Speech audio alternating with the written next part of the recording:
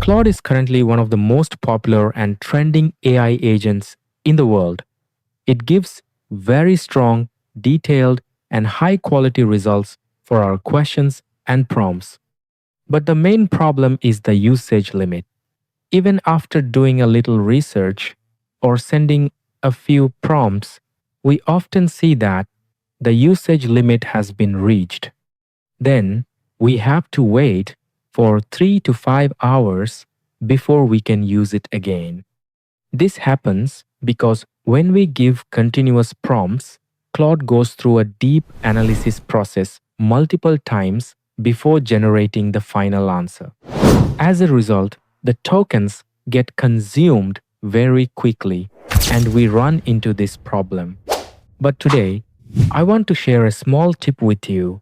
If you add this usage tracker extension to your browser, you will be able to monitor your usage more easily.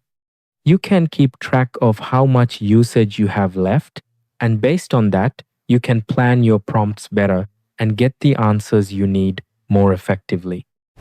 Also, if you want to use Claude more efficiently and get even better results, you can check the link in the description and follow the guide there. It explains clearly how to get the best possible output from Claude.